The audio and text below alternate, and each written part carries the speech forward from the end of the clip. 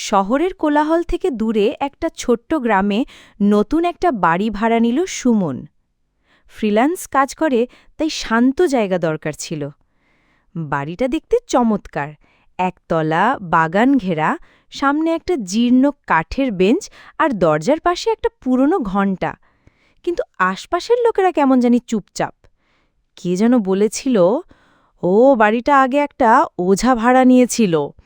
তারপর থেকেই কথাটা শেষ করতে দেয়নি কেউ। সুমন পাত্তা দিল না, ভাবল লোকেরা যা খুশি বলে। কিন্তু জিনিসপত্র নিয়ে ঢোকার দিনই একটা অদ্ভুত ব্যাপার ঘটল। দরজা খুলতেই দেখল চাবিটা আগে থেকেই ভেতরেই গায়ে লাগানো। সে অবাক হল। বাড়িওয়ালা তো বলেছিল সে নিজের চাবি দিয়ে খুলবে। তারপর মনে হলো হয়তো আগের ভাড়াটে রেখে গেছে। প্রথম রাত, সব ঠিকঠাক। রাত ৩টা নাগাদ হঠাৎ ঘড়ি থেমে গেল। এক অদ্ভুত ঠান্ডা হাওয়া ঢুকল জানলা দিয়ে, অথচ জানলা বন্ধ ছিল। সুমন জেগে উঠে জানলার দিকে তাকাল। ওখানে কিছু একটা নড়ছে। টর্চ জ্বালিয়ে দেখল কেউ একজন জানলার ওপারে দাঁড়িয়ে। শুধু ছায়া দেখা যায়, লম্বা গড়ন, মাথা কাত করে তাকিয়ে আছে। সে টর্চ বন্ধ করে আবার চালায়, কেউ নেই। পরের দিন সে বাড়িওয়ালাকে জিজ্ঞেস করল, আপনি কি চাবি আগে থেকে ভেতরে রেখে দিয়েছিলেন? বাড়িওয়ালা অবাক হয়ে বলল, না তো, চাবি তো তোমাকেই প্রথম দিয়েছি। সুমন বলল, ভেতরে একটা চাবি আগে থেকেই ছিল।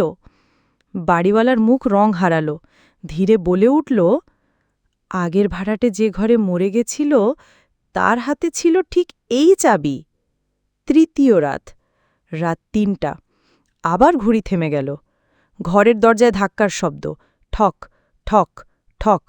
সুমন ভয় পেয়ে গিয়ে দরজা খুলল না। তখন দরজার নিচ দিয়ে চুইয়ে এলো কান্নার শব্দ।